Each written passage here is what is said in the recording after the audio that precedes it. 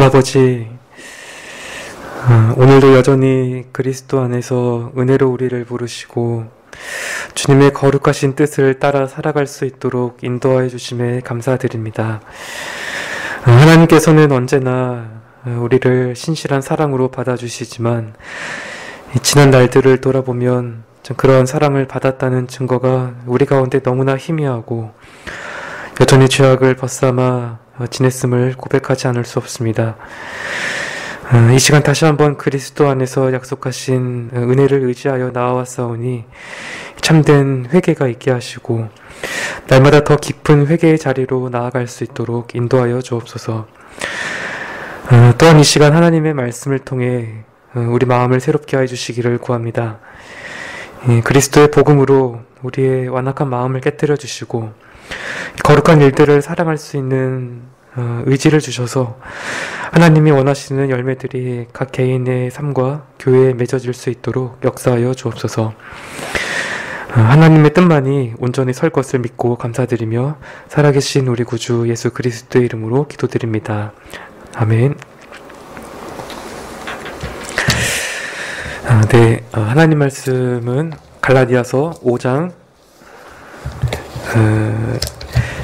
1절부터 12절까지 말씀을 보도록 하겠습니다. 갈라디아서 5장 1절부터 12절까지 말씀입니다. 제가 봉독해 드리도록 하겠습니다.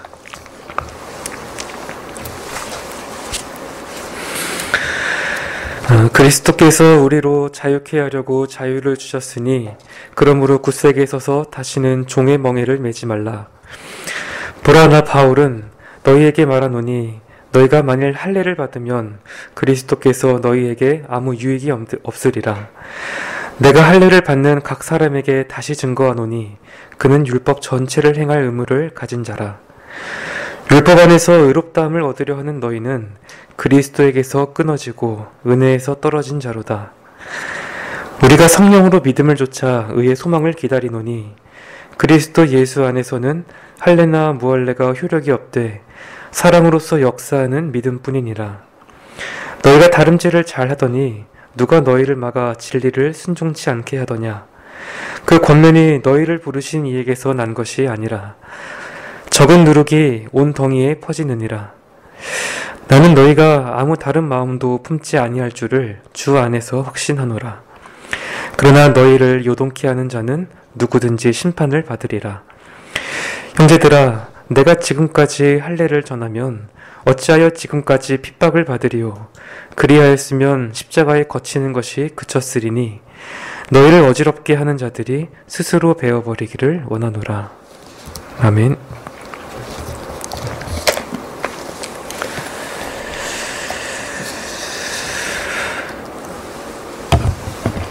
갈라디아서 3장부터 이 바울은 율법의 행위가 아니라 오직 믿음으로만 의롭다함을 받을 수 있다라는 사실을 논증해 왔습니다. 그리고 4장 12절에서 권고 부분이 시작됩니다. 바울은 갈라디아 사람들이 자신처럼 율법에서 자유롭게 살기를 원했습니다.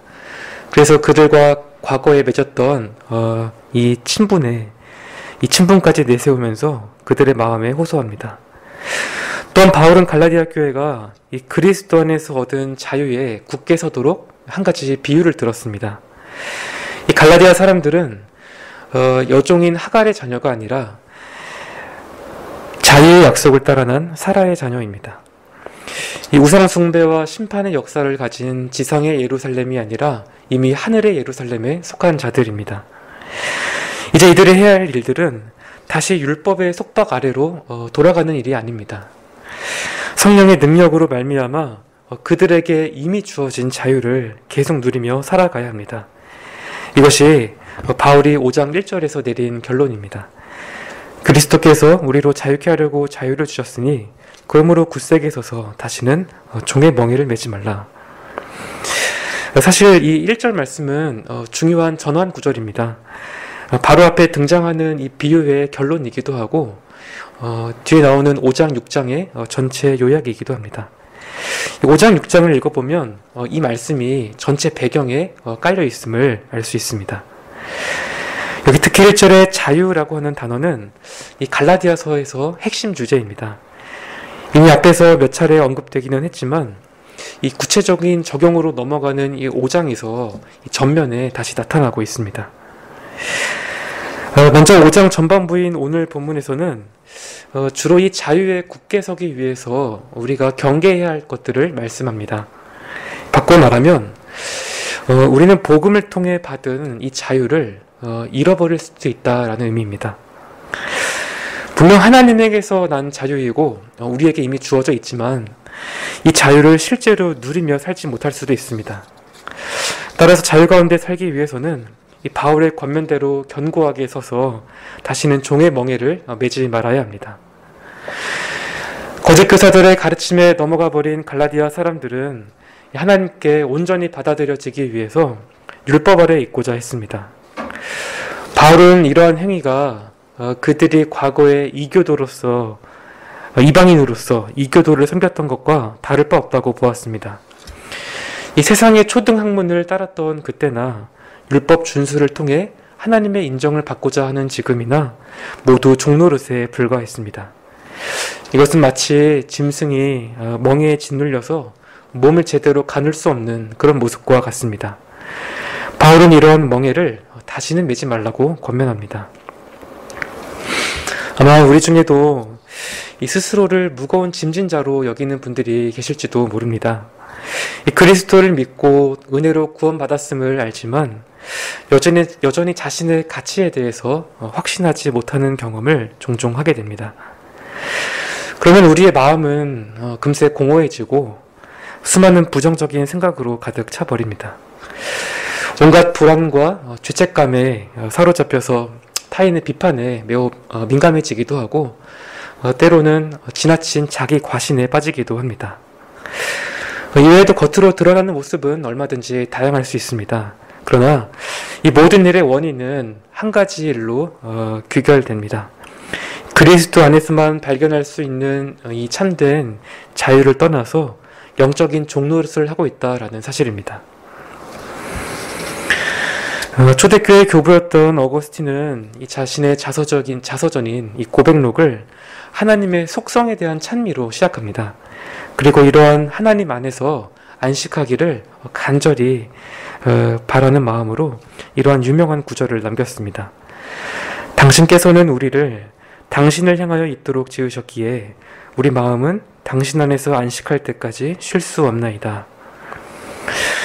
참된 안식과 평화는 생명의 근원이신 하나님께만 있습니다. 또 참된 자유도 오직 그리스도 안에만 있습니다. 돈과 권력으로는 살 수 없습니다. 어떤 사회적 제도나 정치적 독립을 통해서 얻을 수 있는 것도 아닙니다. 왜냐하면 진정한 자유란 모든 인류를 지옥으로 끌고 가는 이 죄와 사망의 권세로부터의 해방이기 때문입니다. 예수 그리스도께서 바로 이 일을 하셨습니다. 이 땅에 사람의 몸을 입고 오셔서 율법의 모든 저주를 대신 받으시기 위해 십자가에 달리셨습니다. 이 십자가에 달리신 그리스도를 자신의 구주로 믿는 자들만이 참된 자유를 얻게 됩니다. 다른 값은 지불할 필요가 없습니다. 그리스도께서 모든 죄값을 치르셨습니다. 우리는 오직 믿음으로만 이 자유를 선물로 받습니다. 하나님의 은혜입니다. 그래서 이 자유는 매우 소중하고 매우 가치 있는 것입니다. 사랑하는 여러분, 우리가 하나님의 자녀라면 이 소중한 자유는 이미 우리의 소유입니다. 이것이 얼마나 소중한 자유입니까? 우리는 아무 일도 하지 않았습니다. 오히려 날마다 하나님의 계명을 짓밟고 반역했던 자들입니다. 그런데도 하나님께서는 우리에게 믿음을 선물로 주셨고 자유를 얻게 하셨습니다. 심지어 이 자유는 한 번 얻으면 취소되는 법이 없습니다.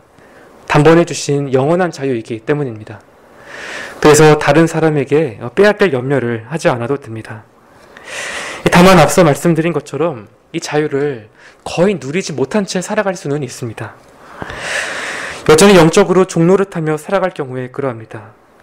우리가 자유에 굳게 서기 위해서는 이 율법의 멍에를 벗어 던져야 합니다. 둘 중 하나를 선택해야 합니다.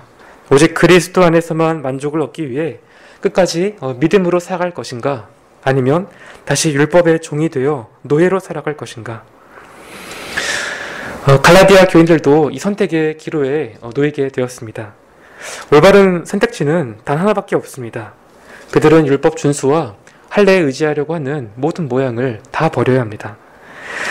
바울은 이들이 다시 종의 상태로 돌아가지 않기를 진심으로 바랬습니다. 그래서 오늘 본문인 여기 2절부터 4절에서 이 율법 아래 있고자 하는 자들이 겪게 되는 매우 치명적인 결과 세 가지를 말해줍니다. 첫째로 갈라디아 사람들이 할례를 받게 되면 더 이상 그리스도께서 주시는 이 구원의 혜택을 기대할 수 없습니다. 4장 10절에 따르면 현재 갈라디아 교회는 이 모세의 율법에 속한 절기들을 지키고 있었습니다. 이미 율법 준수를 위한 첫걸음을 내딛고 말았습니다. 이제 유대주의자들은 이 갈라디아인들이 이 할례라고 하는 결정적인 다음 단계로 넘어가도록 촉구하고 있습니다. 이것은 바울이 여기서 처음으로 이 할례를 직접 언급했다라는 사실에서 알 수 있습니다. 물론 2장에서 바울은 예루살렘의 이 거짓 형제들이 이방인인 디도에게 할례를 강요하려고 했다는 사건을 자세하게 진술합니다. 이 문제에 대해 당시 예루살렘의 결정이 어떠했는지를 갈라디아 교회에 알리고자 한 것이 분명합니다. 이런 식으로 갈라디아 교회 내에서도 이 할례가 문제가 되고 있다라는 점을 바울이 간접적으로 드러내었습니다. 다만 바울은 곧바로 이 문제를 다루지 않았습니다. 먼저 2장 중반부터 4장까지 이 율법에 대한 어떤 성경 신학적인 그 체계를 세웠습니다. 그리고 실제적인 변화를 촉구하려고 하는 이 중요한 시점에 와서야 직접 할례를 거론합니다. 그 이유는 다른 것이 아닙니다. 미리 이런 토대를 세워 놓아야 갈라디아 교회가 이 문제의 심각성을 깊이 이해하고 바울의 권면을 따를 것이기 때문입니다. 그런데 바울에게나 유대주의자들에게나 이 도대체 왜 할례가 그토록 중요한 사안입니까? 유대인들은 하나님께서 그들의 조상인 아브라함에게 할례를 명하셨고 이것이 언약 백성의 표징으로 주어졌다라는 사실에 주목했습니다. 또한 할례는 구약 이스라엘 백성들을 다른 이방 민족들로부터 구별하는 역할을 했는데 1세기에 와서도 여전히 그러했습니다. 특히 1세기의 그리스 로마 세계에서 유대인들만의 독특한 정체성을 지킬 수 있는 표식이었습니다. 갈라디아 교회에서 문제를 일으키는 자들은 분명 이러한 입장을 강경하게 피력했을 것입니다. 이들은 이방인인 갈라디아 교회가 언약 백성에 속하고 또 마지막 때에 의인으로 인정받기 위해서는 할례를 행해야 한다라고 주장했습니다. 바울은 이런 할례를 완강하게 거부합니다. 물론 이것은 그가 할례 자체를 부정했다라는 그런 의미는 아닙니다. 이 사도행전 16장에서 바울이 이 헬라인 아버지와 유대인 어머니를 가진 디모데가 유대인 자격을 얻기 위해서 할례 받는 것을 매우 기뻐했습니다. 지금 그가 반대하는 것은 이 칭의의 조건으로서 할례를 받으려고 하는 그 행위입니다. 할례는 모세의 율법에 속한 의식입니다. 만약 갈라디아인들이 구원을 위해서 할례에서 어떤 유익을 바란다면 결국 율법의 행위로 의롭다함을 받으려는 일과 같습니다. 그리고 이처럼 스스로 자신을 구원하려고 하는 자들은 그리스도에게서 아무런 유익을 얻을 수 없습니다. 그리스도께서는 모든 율법의 저주를 대신 담당하신 분이십니다. 따라서 할례와 그리스도 둘 다 선택하는 것은 불가능합니다. 이 둘 사이에 회색지대는 없습니다. 율법을 준수하여 의를 추구하든지 아니면 그리스도를 완전한 구주로 받아들이든지 하나를 선택해야 합니다. 만약 그리스도를 믿음으로 영접한다면 이것은 스스로의 행위로는 결국 구원에 이를 수 없다라는 사실을 인정하는 일입니다. 그러나 반대로 율법을 의지한다면 그리스도와 그분이 주시는 모든 유익을 잃게 됩니다. 우리의 구원은 오직 믿음으로 또 오직 은혜로 또 오직 그리스도 안에서만 얻을 수 있습니다. 율법의 행위를 구원의 근거로 삼을 때 발생하는 이 두 번째 결과가 3절에 나와 있습니다. 그런 일을 하는 사람은 하나님의 율법을 모두 행해야 하는 의무를 지게 합니다. 이런 점에서 사실 할례는 사소한 문제가 아닙니다. 이 갈라디아인들이 할례를 받게 되면 단순히 그리스도로부터 오는 유익만 잃는 것이 아니라 율법 전체의 요구 아래 놓입니다. 여기서 한 가지 의문을 가질 수 있습니다. 갈라디아 교회가 정말 이 사실을 알지 못했는가 하는 점입니다. 이 할례만 생각하고 나머지 율법의 의무에 대해서는 전혀 생각하지 못했을까? 그렇지는 않아 보입니다. 앞서 이미 그들이 구약의 몇몇 절기를 지키고 있었다는 점을 말씀드렸습니다. 또한 바울은 4장 21절에서 그들을 율법 아래 있기를 원하는 자들이라고 부릅니다. 마치 그들이 자신들을 할례에만 제한하지 않았다라는 그런 표현처럼 보입니다. 그래서 추측하기로는 아마 갈라디아 사람들이 이 문제의 심각성을 제대로 깨닫지 못했던 것 같습니다. 이 할례를 받아들이는 일이 무엇을 의미하는지를 정확히 모르고 이것을 충분히 감당할 수 있다라고 생각했을지도 모릅니다. 그렇다면 나머지 율법에 대해서도 이와 같이 안일하게 생각했을 것입니다. 하지만 어느 누구도 하나님의 모든 율법을 지킬 수 없습니다. 바울은 3장 10절에서 이 신명기 말씀을 인용하며 이 사실을 이미 경고했습니다. 사람이 율법의 저주를 피하기 위해서는 율법 전체를 항상 지켜 행해야 한다고 말했는데 이것은 어느 누구도 그럴 수 없다라고 하는 사실을 암시합니다. 율법의 일부만 지키는 것은 아무 소용이 없습니다. 반드시 율법 전체를 완벽하게 지켜야 합니다. 이런 사실을 바울이 여기서 다시 한번 증거하고 있습니다. 갈라디아인들이 구원을 받기 위해서 할례를 받아들인다면 율법 전체를 지켜야 하는 무한한 빚을 지게 됩니다. 세 번째 치명적인 결과는 이 4절 말씀처럼 예수 그리스도의 은혜에서 끊어지게 됩니다. 만약 갈라디아 사람들이 할례를 받고 율법으로 의로워지려고 한다면 이 복음에 나타난 그리스도를 잃고 맙니다. 이 말씀이 참된 신자라도 구원을 잃고 은혜에서 영영 떨어질 수 있다라는 그런 말처럼 보입니다. 얼핏 보면 그렇지만 그런 말씀은 아닙니다. 이미 율법주의로 넘어간 자들에게 자유 안에서 굳게 서라고 하는 이런 권면은 적절하지 않습니다.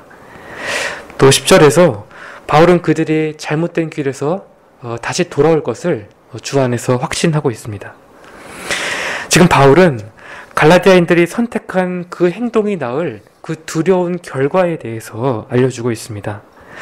만일 정말 그들이 오직 믿음으로만 구원받을 수 있다는 사실을 부인한다면, 그리고 단 하나라도 이 율법의 행위를 통해서 의롭게 되고자 한다면 그들은 구원받을 수 없습니다. 이것은 일종의 배교에 대한 경고입니다. 물론 이 경고의 목적은 그들을 돌이키기 위한 것입니다. 이런 경고야말로 어떤 사람이 참된 신자인지를 판단해 볼 수 있는 중요한 잣대가 되기 때문입니다. 구원받은 신자라면 어느 때라도 반드시 돌아오고야 맙니다. 하지만 어떤 이들의 경우에는 처음부터 그리스도와 아무 관련이 없었던 자들이라는 사실이 드러나게 될 것입니다. 이들이 갈 곳은 한 군데밖에 없습니다. 무한한 빚에 짓눌려서 저주를 피할 수 없는 자들을 가둬두는 지옥입니다. 오직 형벌과 보복을 위한 장소인 이곳에서 그들은 그리스도를 다시 십자가에 못 박은 죄를 영원히 치러야 합니다. 그들에게는 더 이상 어떠한 은혜도 주어지지 않습니다. 2절부터 4절까지 이어지는 바울의 경고를 우리도 주의 깊게 들을 필요가 있습니다. 특히 배교에 관한 경고가 더욱 그러합니다. 성경에 이런 식의 그 경고의 말씀들이 종종 등장합니다. 그런데 이러한 경고가 이 우리와 같은 개혁파 장로교회에 속한 신자들을 향하게 될 때 어떤 긴장감이 사라지는 그런 현상이 발생합니다. 하나님의 택함을 받은 성도가 결코 구원을 상실할 수 없다라고 하는 이 성도의 견인교리를 믿기 때문입니다. 참된 신자라면 잠시 곁길로는 갈 수 있지만 궁극적으로는 은혜의 상태에서 떨어질 수 없습니다. 이런 지식과 믿음이 너무나 확고해서 그런 탓인지는 모르겠지만 아예 이 배교의 경고 자체를 무시하는 그런 일들이 일어납니다. 우리가 생각해야 할 것은 이런 경고의 말씀들이 거짓 신자들에게만 주어지지 않았다라는 사실입니다. 성경에서 배교에 대한 경고는 이 교회 전체에 주어져 있습니다.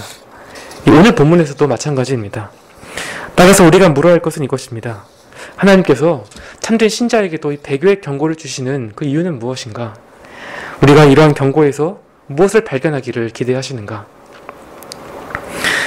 여러 이유가 있을 테지만 오늘 본문의 상황을 고려할 때 적어도 이 한 가지 사실은 분명해 보입니다.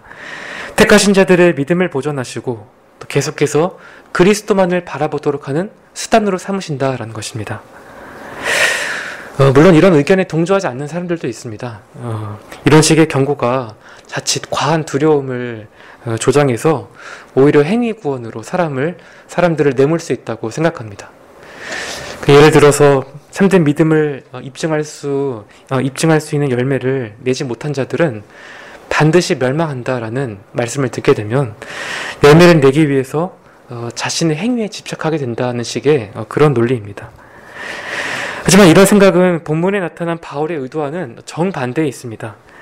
바울은 갈라디아인들에게 자신의 행위를 의지하는 것에서 벗어나서 믿음 위에 굳게 서라고 권면합니다.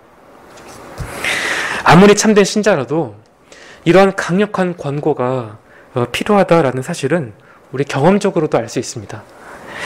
우리가 뼈저리게 공감할 수밖에 없는 한 가지 사실이 있는데, 믿음으로 구원받은 이후에 좌로나 우로나 치우치지 않고 여전히 믿음 가운데 살아가는 일이 너무나 어렵다라는 것입니다. 언제나 우리 안팎에는 도저히 피할 수 없는 죄의 유혹과 환난과 또 여러 시련이 있습니다. 그런데 이런 과정에서 한없이 무너지는 자신을 보게 되면 정말 나에게 믿음이 있기는 한 것인지 심각한 회의감이 들게 됩니다. 과연 끝까지 믿음을 지켜나갈 수 있을지 장담하기가 어렵습니다. 물론 어떤 분들은 이런 과정을 통해서 영적인 진보를 이루기도 합니다.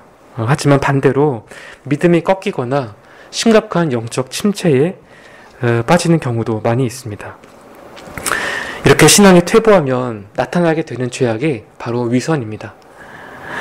신자로서 어떻게 살아가야 하는지 알지만 실제 삶이 이미 너무 무력해져 있기 때문에 결국 외적인 행위에서 안정감을 찾게 됩니다. 믿음의 싸움을 나서기에는 너무 힘들고, 그렇다고 해서 아예 신앙생활을 내려놓을 수도 없으니 적당한 선에서 일종의 타협을 하는 것입니다. 문제는 이런 안일한 상태가 오래 지속되면 믿음에서 점점 떠내려갈 뿐만 아니라 신앙의 진보를 이루는 일이 매우 어렵습니다. 또한 고의적으로 이러한 자리에 계속 머물고자 한다면 하나님의 큰 징계를 받게 됩니다. 그래서 참된 신자에게도 경고가 필요합니다. 정말 참된 신자라면 이 경고를 통해서 다시 돌아오게 될 것입니다. 스스로 자신의 믿음을 지탱할 수 없다는 사실을 이미 잘 알고 있기 때문입니다. 그러나 스스로 믿음이 있다고 생각하면서도 끝내 나아오지 않는 이들이 있습니다. 이런 자들은 이 스스로에게 속아서 바울이 경고한 대로 그리스도에게 끊어지고 멸망에 이르게 됩니다. 우리는 말세에 이 구원받는 자가 적다라고 하신 성경의 교훈을 항상 기억해야 합니다. 심각한 경고는 우리가 항상 진지하게 받아들일 필요가 있습니다. 그래서 이를 통해 자신을 점검하고 믿음 안에서 살아가기를 힘써야 합니다. 방금 말씀드린 것처럼 참된 신자는 비틀거리더라도 계속해서 이 믿음의 여정을 떠납니다. 그런데 한 가지 실질적인 문제가 더 남아 있습니다. 단순한 경고를 받고 이 돌이키는 일 자체가 우리의 믿음을 보장해주지 않습니다. 갈라디아인들이 바울의 권면을 받고 할례를 받지 않았다고 해도 그것이 곧 견고한 믿음으로 연결되는 것은 아닙니다. 여전히 믿음의 경주를 해야 합니다. 이때 이 경주를 완주할 수 있는 상태 여부가 우리 자신에게 달려있다면 아무도 결승점에 도달할 수 없습니다. 그러나 모든 신자는 그들의 힘이 연약해도 끝까지 경주할 수 있는 근거가 있습니다. 이것이 5절, 6절 말씀에 나타납니다. 이 구절들에서 강조한 것이 역시 믿음인데 여기서 이 믿음의 역할이 무엇인지를 잘 설명하고 있습니다. 먼저 우리는 믿음 안에서 기다립니다. 그런데 이 기다림은 막연하거나 불확실한 기다림이 아닙니다. 우리는 믿음으로 의의 소망을 기다립니다. 그렇다면 의의 소망이란 무엇입니까? 성경에서 소망이라고 하는 단어는 우리가 흔히 사용하는 그런 개념이 아니라 절대적 확신을 의미합니다. 어떤 대상에 대한 확신과 증거입니다. 따라서 우리가 기다리는 이 의의 소망이란 장차 마지막 때에 우리를 의롭다 하시는 하나님의 최종적인 선언을 가리킨다라고 할 수 있습니다. 이 말은 이 땅에서 우리가 믿음으로 말미암아 현재 의롭다는 사실과 충돌되지 않습니다. 또 우리의 칭의가 성화처럼 어떠한 새로운 과정을 겪어야 한다거나 또 우리의 칭의가 마지막 때에 가서 최종적으로 주어진다는 그런 의미도 아닙니다. 여기서 바울은 갈라디아에서 말해온 이 칭의의 개념에 무언가 새로운 것을 더하지 않았습니다. 다만 하나님께서 마지막 날에 온 세상 앞에서 선포하시는 이 선언은 지금 시간 역사 안에서 선언하시는 것과 달리 보아야 할 점이 있습니다. 모든 참된 신자는 믿음으로 그리스도와 연합하여서 이미 의롭게 된 자들입니다. 그런데 이 의는 아직 감추어져 있습니다. 지금은 우리가 믿음으로 이것을 이해하지만 아직 공개적으로 선언되지는 않았습니다. 이 일을 하나님께서 마지막 때에 하십니다. 그날에 우리의 의를 우리 자신과 온 세상 앞에 드러내실 것입니다. 그때까지 우리가 믿음으로 이 소망을 붙잡을 수 있도록 성령께서 역사하십니다. 여기서 중요한 사실이 있습니다. 우리는 이 소망을 기다리기 위해서 아무것도 하지 않습니다. 이 소망을 얻기 위해 애쓰거나 노력하지 않습니다. 처음 우리가 칭의를 오직 믿음으로 말미암아 은혜의 선물로 받았던 것처럼 이 의의 소망도 마찬가지입니다. 오직 믿음으로 십자가에 달리신 그리스도만을 바라보면서 이 마지막 날을 기다립니다. 우리에게 이보다 더 확실한 소망은 없습니다. 하나님께서 지금뿐만 아니라 앞으로도 영원히 우리를 사랑으로 받아들이신다라고 하는 이 사실보다 자유함을 주는 것은 이 세상에 없습니다. 이런 소망이 없는 세상 사람들은 불확실한 미래 앞에서 이 불안감을 벗어내기 위해 몸부림칩니다. 하지만 어떤 삶을 살았든지 간에 여전히 아무 소망 없이 죽음의 자리로 내려가는 것이 인생의 비참함입니다. 이 비참함을 해결할 수 있는 유일한 길은 복음밖에 없습니다. 복음만이 우리를 모든 불안과 두려움에서 자유케 합니다. 이어지는 6절 말씀에서 믿음에 관한 또 다른 측면이 나타납니다. 그리스도 안에서 중요한 것은 오직 사랑으로 일하는 믿음뿐입니다. 이 사실을 강조하기 위해서 먼저 바울은 할례나 무할례가 아무 효력이 없다는 사실을 말합니다. 앞에서 이 할례라는 율법의 행위로는 이 그리스도 안에서 어떠한 유익도 얻을 수 없다라는 사실을 이미 살펴보았습니다. 그런데 바울이 이 할례뿐만 아니라 무할례 역시 아무 유익이 없다라는 점을 덧붙입니다. 사실 이 이중적인 이 어떤 부정에는 우리가 곱씹어 볼 만한 중요한 영적 의미들이 많이 담겨 있습니다. 한 예로 갈라디아 사람들이 이 할례에 대한 바울의 가르침을 듣고 할례를 받지 않았다라고 해보겠습니다. 이것은 참으로 잘한 일입니다. 하지만 그들이 이 사실을 매우 자랑스럽게 여기면서 자만심에 빠지게 된다면 이건 역시 영적으로 아무런 유익함이 없습니다. 왜냐하면 의를 얻는 데 있어서 이 무엇을 하느냐 안 하느냐는 본질이 아니기 때문입니다. 겉으로 드러나는 모습만 다를 뿐이고 이 둘 다 사람의 행위와 성취에 초점이 맞추어져 있습니다. 칭의에서 언제나 중요한 것은 믿음으로 그리스도만을 바라보는 일입니다. 그런데 여기서 바울이 믿음에 대해서 표현하기를 이 사랑으로서 역사하는 믿음이라고 했습니다. 먼저 우리가 이 표현에서 한 가지 오해해서는 안 될 부분이 있습니다. 얼핏 보면 마치 믿음을 나타내는 이 믿음을 실현하는 수단이 이 사랑이라고 말하는 것처럼 보입니다. 하지만 5장 22절에 따르면 이 사랑은 믿음의 증거로 나타나는 이 성령의 열매입니다. 사랑이 믿음의 기초가 아니라 믿음의 결과로 사랑이 나타납니다. 그래서 사랑으로서 역사하는 믿음이라는 말은 이 사랑으로 일하는 믿음이라고 이해해야 합니다. 중요한 것은 바울이 왜 갑자기 이런 표현을 사용했느냐 하는 것입니다. 이 믿음에 관한 이 적절한 이 진술에서 우리는 다른 어떤 병행 구절들과 함께 이 믿음과 또 사랑과 행함에 관한 어떤 교리적인 체계를 세워볼 수도 있습니다. 고린도전서 7장 19절을 보면 할례 받는 것도 아무것도 아니요 할례 받지 아니하는 것도 아무것도 아니로되 오직 하나님의 계명을 지킬 따름이니라고 말씀합니다. 또한 야고보서에는 행함이 없는 믿음은 죽은 것이라는 말씀도 있습니다.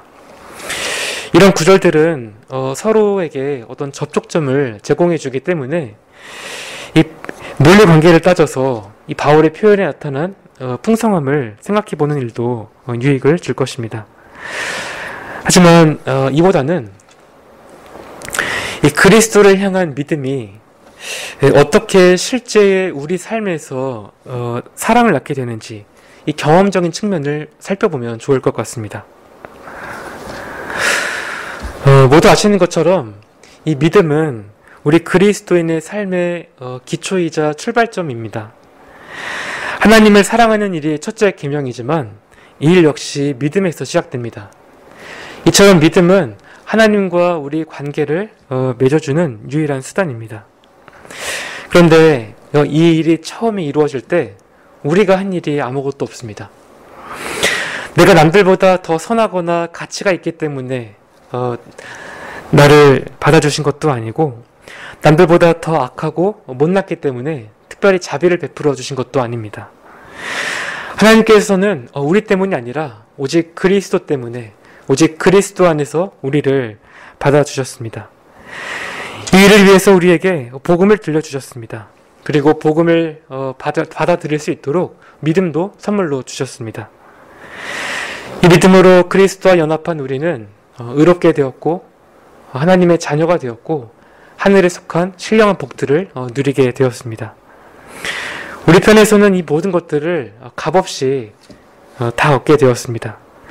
하지만 하나님 편에서는 큰 희생을 치르셨습니다. 우리를 살리시기 위해 십자가에 달리신 외아들을 주기까지 외면하셔야 했기 때문입니다. 성경은 이 모든 것이 우리를 향한 하나님의 사랑 때문이다 라고 말씀합니다. 우리가 아직 죄인 되었을 때에 그리스도께서 우리를 위하여 죽으심으로 하나님께서 우리에게 대한 자기의 사랑을 확증하셨느니라. 바울뿐만 아니라 사도 요한도 이 하나님의 사랑을 감동적으로 고백했습니다. 하나님의 사랑이 우리에게 이렇게 나타난 바 되었으니 하나님의 자기의 독생자를 세상에 보내심은 저로 말미암아 우리를 살리려 하심이니라. 사랑은 여기 있으니 우리가 하나님을 사랑한 것이 아니요 오직 하나님이 우리를 사랑하사 우리 죄를 위하여 화목제로 그 아들을 보내셨음이니라. 이 하나님의 사랑이 이 그리스도의 십자가에서 가장 밝게 드러났습니다. 우리가 그리스도를 믿고 구원받았다라고 한 것은 이 십자가의 사랑을 경험했다라는 의미입니다. 그래서 바울은 갈라디아서 2장 20절에서 이렇게 고백한 것입니다. 이제 내가 육체 가운데 사는 것은 나를 사랑하사 나를 위하여 자기 몸을 버리신 하나님의 아들을 믿는 믿음 안에서 사는 것이라. 그런데 우리가 이토록 큰 사랑을 받았으면서도 막상 신앙생활을 하다 보면 어느 순간 하나님의 사랑이 의심될 때가 있습니다. 왜냐하면 이 사랑은 우리가 믿음 안에서만 누릴 수 있는데 앞서 말씀드린 것처럼 우리의 믿음을 꺾는 일들이 많기 때문입니다. 그래서 하나님의 사랑에 대해서 확신을 갖기가 어렵습니다. 인간적으로 생각할 때는 사실상 불가능합니다. 상대방의 어떠함이나 태도에 관계없이 있는 그대로의 모습을 받아들이고 변함없는 사랑을 준다라고 하는 개념은 이 세상에 없습니다. 어떻게 매일같이 나를 무시하고 쉽게 떠나버리고 이용해 먹는 그런 사람을 사랑할 수 있겠습니까? 그러나 우리가 그리스도께 믿음으로 나아가기만 한다면 이 하나님의 사랑을 다시 확신할 수 있습니다. 우리의 죄를 고백하고 은혜의 약속을 붙잡을 때에 여전히 우리를 사랑하신다는 그 음성을 듣게 됩니다. 그런데 만약 우리가 이전과 똑같은 아니 그보다 더 악한 죄악을 짓게 된다면 어떻게 해야겠습니까? 그래도 믿음으로 그리스도 앞에 나아가시기 바랍니다. 우리 생각에는 이런 행위가 심각한 위선처럼 여겨질지도 모릅니다. 하지만 마귀의 정죄에 속지 말아야 합니다. 우리가 믿음으로 그리스도께 나아간 것을 막을 수 있는 것은 아무것도 없습니다. 그리스도 예수 안에 있는 자에게는 결코 정죄함이 없습니다. 또한 죄가 더한 곳에는 은혜가 더욱 넘칩니다. 나의 어떠함이 하나님의 사랑을 제한할 수는 없는 것입니다. 우리가 끝까지 믿음으로 그리스도만을 붙잡아야 하겠습니다. 우리가 이 믿음 안에 머물수록 하나님의 사랑을 더욱 깊이 깨닫게 될 것입니다. 믿을수록 사랑의 역사는 더욱 풍성해집니다. 그리고 이런 삶의 방식이야말로 의의 소망을 기다릴 수 있는 확실한 근거이자 우리가 믿음의 경주를 끝까지 완주할 수 있는 이 삶의 원동력입니다. 바울은 13절 이하에서 이 믿음 안에서 자유를 누리며 살 수 있는 구체적인 지침을 제시합니다. 그 전에 이 7절부터 12절에서 거짓 교사들을 향한 심판의 메시지를 선포합니다. 시간 관계상 이 모든 구절들을 다 살펴보지는 않겠습니다. 다만 이 단락이 나타나는 그 바울의 심정을 우리가 공감할 필요가 있어 보입니다. 바울은 대적자들의 가르침을 누르게 비유하면서 이 갈라디아 교회에 끼치는 악한 영향을 강조합니다. 그들뿐만 아니라 그런 가르침을 따라간 자들은 모두 심판을 면할 수 없습니다. 하지만 바울은 갈라디아인들이 흔들리지 않을 것이라고 확신합니다. 그들 안에서 선한 일을 시작하신 주님이 그것을 반드시 완성하실 것이기 때문입니다.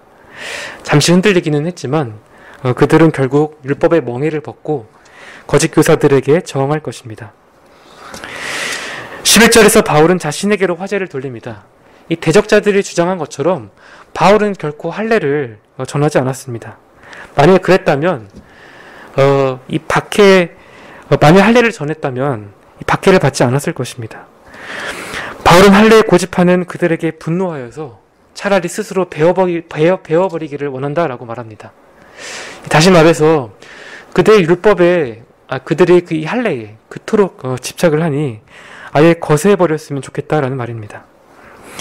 사실 이것은 굉장한 분노이지만 다분히 감정적인 표출로만 보기에는 어렵습니다. 이 이면에는 이 바울의 갈라디아 교회를 향한 사랑과 이 복음에 대한 이 깊은 애정이 있음을 우리가 기억해야 합니다. 만약 우리도 바울만큼 하나님의 교회와 말씀을 사랑한다면 어떠한 시련과 어려움 속에서도 복음을 지켜내려고 할 것입니다. 물론 박해도 따를 것입니다. 그 이유는 십자가가 하나님과 바른 관계를 맺으려고 하는 인간의 모든 노력을 모두 망가뜨려버리기 때문입니다. 십자가는 인간의 자부심을 아무것도 아닌 것으로 만들어버립니다. 인간의 최선의 행위도 악으로 물들어 있고 오직 그리스도를 믿어야만 하나님께 받아들여진다라고 하는 이 배타적인 메시지를 선포합니다. 따라서 모든 박해의 근본적인 원인은 복음에 대한 저항이라는 사실을 잊지 말아야 합니다. 갈수록 인간의 가치와 가능성을 높게 평가하는 이 시대에서 어떻게 우리가 끝까지 십자가의 복음을 따라서 살 수 있겠습니까? 이 믿음을 유지할 수 있는 힘과 능력은 우리에게 없습니다. 하지만 주님께서 세상 끝날까지 우리와 항상 함께 계시겠다고 말씀하십니다.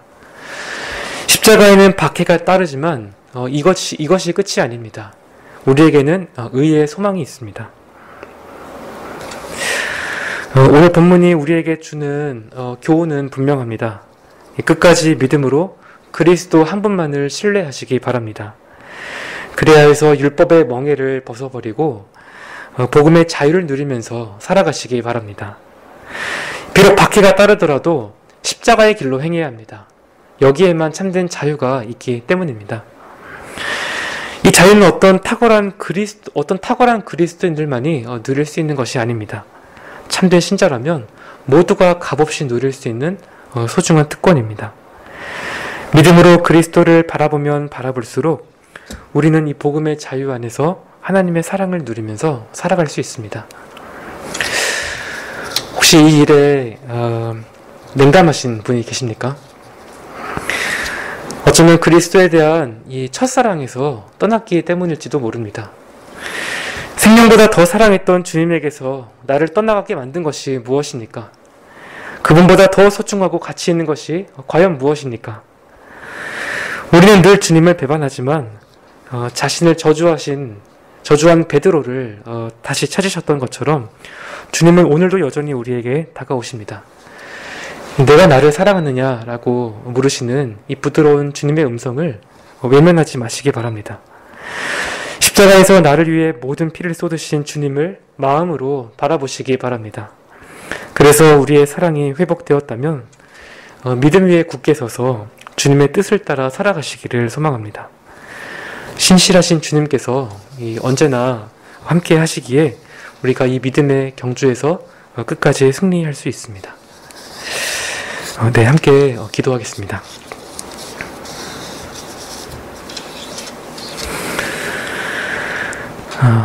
하나님 아버지, 이 시간을 통하여서 주의 거룩한 말씀 가운데에 다시 한번 복음의 말씀을 열어 보여주시고 우리가 그 진리 위에 굳게 서서 복음의 자유를 누릴 수 있도록 은혜 베풀어 주심을 감사드립니다. 하나님께서 처음 우리를 먼저 찾으시고 또 우리에게 믿음을 주시고 우리의 모든 필요를 위해서 이 하나님께서 모든 일을 다 하셨던 것처럼 지금도 우리 가운데 역사하셔서 주의 은혜로 다시 우리를 받으시고 우리가 남은 때를 복음 안에서 자유를 누리며 살아갈 수 있도록 주님께서 은혜 베풀어 주옵소서. 살아계신 우리 구주 예수 그리스도의 이름으로 기도드립니다. 아멘. 하늘에 계신 우리 아버지여, 이름이 거룩히 여김을 받으시오며 나라의 임하옵시며 뜻이 하늘에서 이룬 것 같이 땅에서도 이루어지이다. 오늘날 우리에게 일용할 양식을 주옵시고 우리가 우리에게 죄 지은 자를 사하여 준 것 같이 우리의 죄를 사하여 주옵시고 우리를 시험에 들게 하지 마옵시고 다만 악에서 구하옵소서. 대개 나라와 권세와 영광이 아버지께 영원히 있사옵나이다. 아멘.